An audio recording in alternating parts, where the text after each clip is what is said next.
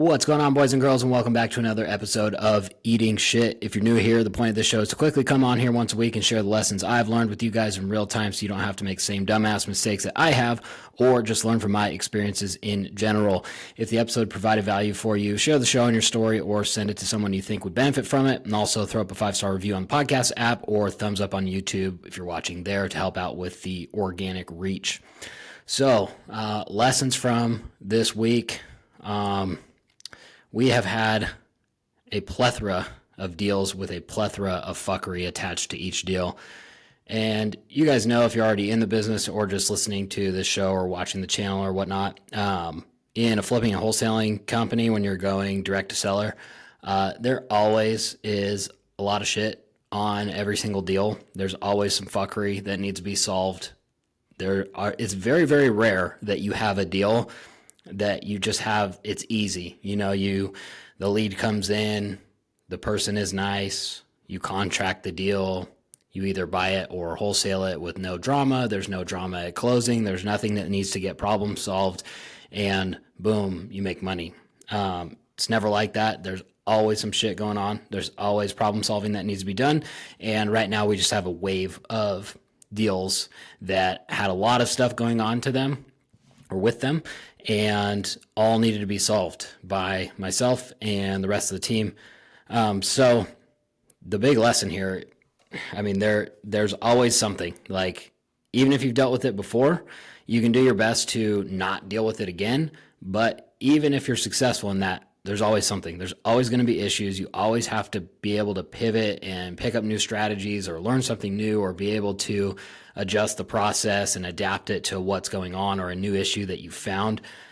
So in this couple of these deals, it's funny because our first ever deal that we did after Wes and I partnered up, I guess our first ever flip, because we wholesaled a few after we were already partners. We bought this deal out in Spanish Springs, just north of Sparks here in Nevada. And the seller, it was like a done deal. We're ready to go. We're signed up. We got the lending in place. Remember, it was our first flip. It was a divorce situation. Husband was signed, and the wife goes to sign, and she doesn't have an ID. Why she doesn't have an ID or how she doesn't have an ID, I have no clue, but she doesn't have an ID. And when you sell a house, when you sign off on the deed, that's one of the only things that actually needs to be notarized. And in order to notarize a document, you need a legal ID. Changes a little bit state to state, which we'll talk about in just a second, but she didn't have an ID. So we didn't really know. We didn't even think to check that, because it's one of those things like, how do you not have an ID? Or like, I don't even know. And so luckily she was able to go to the DMV in the next couple days, and then whatever like temporary thing she got or paperwork that said she ordered one or whatever, that was good enough for the notary. So she was able to sign. I thought it was going to be like, oh, now we got to wait 6 weeks for an ID to come or something like that. But it was only a couple days. They signed her and we moved on. So from back then, we used to have these things that we don't use anymore. That was like a seller packet that we would give the sellers every time that we like locked up a deal. And in there was some like basic information about the transaction. And we added this in there because of this deal that was like, you need an ID, like bring your legal ID to closing. Like, you can't sign without an ID. Our process has changed a lot since we were using those years and years ago. And it's just one of those things that kind of got forgotten about, even though it's a super important thing, and it hasn't been an issue since. So it hasn't been brought up at all until recently. So we had this deal, and this deal was just crazy, the amount of effort that went into it to even close it anyway. I can't remember if I talked about it on the podcast or not, but Kyle, our acquisition manager, literally called the seller over 125 times in just over a week for him to sign. This is also a divorce situation. Both sellers live out of state. Both are not good with technology. Wife signed, and we just could not reach the husband. And nothing was wrong. He answered and was just like, okay, like he had a question or something, but we just could not reach this guy. And so we knew it was going to be extremely difficult to get this one to the closing or to the finish line anyway. So we told title, like, hey, you need to reach out to this guy like ASAP. Once, docs are ready, because we need to set his signing appointment as soon as possible. We cannot like, oh, we're supposed to close tomorrow. Like, call him up, get the mobile notary out there, and it'll be fine. Like, no, we need this done like weeks in advance if possible, and looming foreclosure situation coming up. So timelines were extra important because we did not want this house to go to the steps where we would have lost the deal. So we got it all set up. He was responsive, pretty responsive, at least at this time, until we got the signing appointment set up and all that stuff. And then mobile notary drives out there and can't sign him because he doesn't have an ID. And talking to the notary later, she was like, yeah, he had nothing, like literally nothing. That's why I didn't even like call to see like if this would work with the title company, because the laws are different. He's located in the East Coast somewhere, and the transaction is Nevada. So she was like, yeah, ultimately, like, it's up to the title company what I can and can't use. But he had nothing. He not only did he not have an ID, he had nothing, brought nothing with him. So this is a problem. And this dude, like, we can't get him to do anything. And it was insane what we did. I don't need to go into it here, like everything that we did, but we ended up getting him. We renewed his ID. We got it renewed, and we were in receipt of the ID, and we sent it to the notary directly, because we were not going to send it to him, because who knows if he's going to show up or like what's going to happen. He'd lose it again. And that was another thing. We found out that in Nevada, it's up to the notary. It's notary discretion if they can use an expired ID. Or we're like, oh, perfect, he has an expired ID. And the notary was like, no, he doesn't. He said it expired, and then he lost it. So he didn't even have the expired ID. So we went through all this stuff. In the meantime, the foreclosure sale is coming up. So now we had to get the sale delayed, which we did successfully, because we had a purchase agreement on the house. We had the buyer who were wholesaling the house to wire in all the money to prove to the bank, like, this is a done deal as soon as we can get this guy an ID. So Wes handled that for us, and we got the sale delayed, luckily. And that was even like kind of a nerve-wracking thing, because it's like, you hear of people that just didn't follow up as good as we did. Usually the sellers, though, that like try to get the sale delayed, and whoever's on the other end of the phone, like, yeah, we'll delay the sale a month, and then it doesn't get delayed and it goes to the steps. So if that happens, we would have lost this deal. So we got sale delayed. We ended up getting him an ID. We shipped the ID to the notary back there, and then she showed up and signed him and gave him his new ID. So we ended up getting that one signed and closed, and then there was a whole nother set of issues with who was living in the house and trying to find them a place to live, and setting them up with a rental and doing this, doing that, changing the holdback amount so it would go instead to the sellers. It was their kid to the kid that lived there. All this bullshit, very, very complicated and stressful deal, but we ended up getting it done.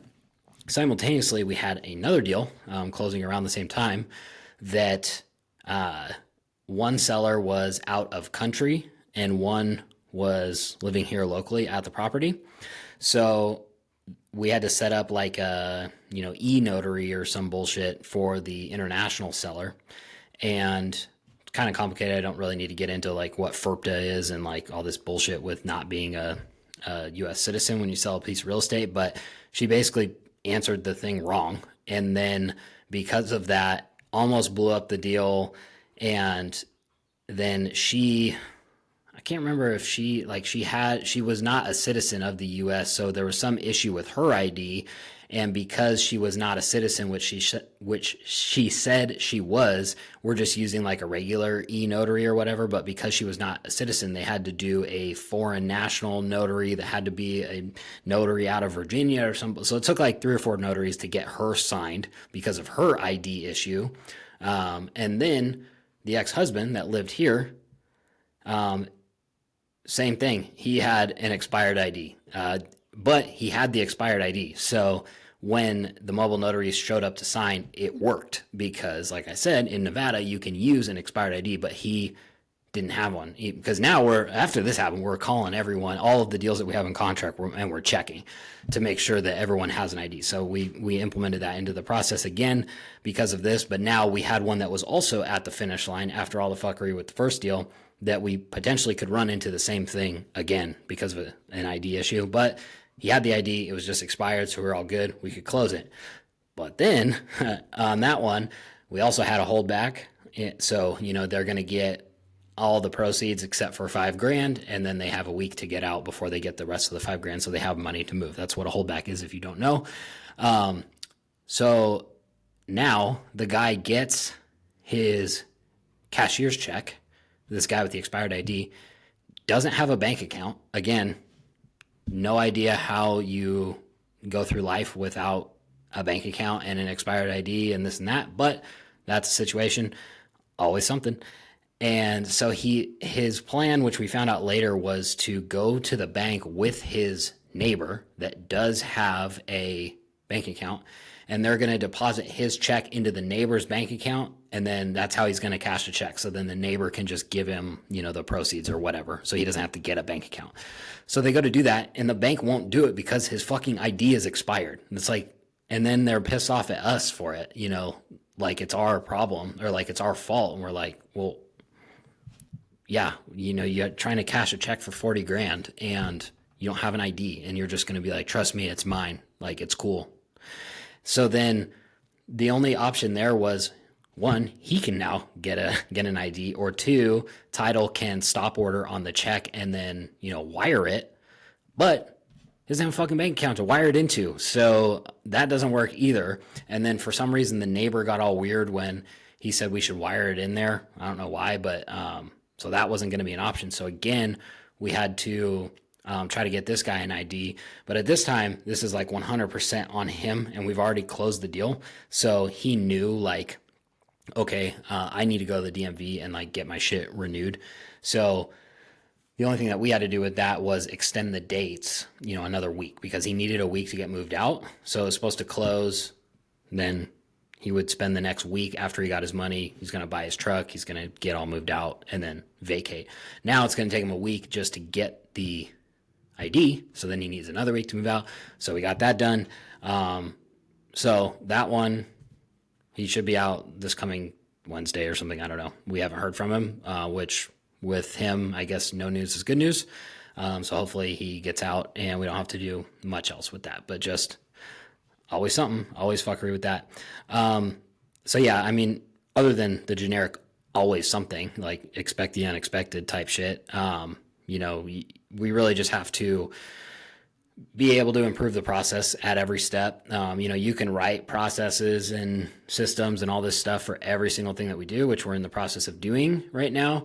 And even for the stuff that we don't really have a process, it's like, how should we handle this? Like if we did have a process, or if someone else was doing the job that's not me. And you can sit there and write everything out, but more than likely, like something like that, the ID thing, like I wouldn't even be thinking about that because I'm writing the process for us, like the company, whoever's doing the job at the company, and that's a seller problem. So there's always things that are going to come up and it's like, oh yeah, duh, like that should have been in the process and it could have been avoided if we were doing a better job.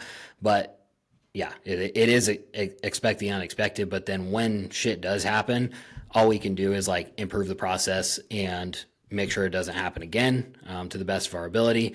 And then even once that issue is solved, there's always going to be other things that need to get handled that pop up that then change the process. And it's just like an ongoing thing. They are definitely not set in stone. They always get changed, and not by choice. Sometimes it's just shit comes up and you got to change it. So other than that, wins for this week, we did end up getting both of those closed, which was awesome, along with a few others that also had their own bits of fuckery. That was like the group of the very complicated deals and very stressful, but all of them closed. We didn't have to give any of them back or like fall out or anything like that. So we did get all those closed. So it did become worth it after we had to do like 10 times the amount of work as like an easy normal deal.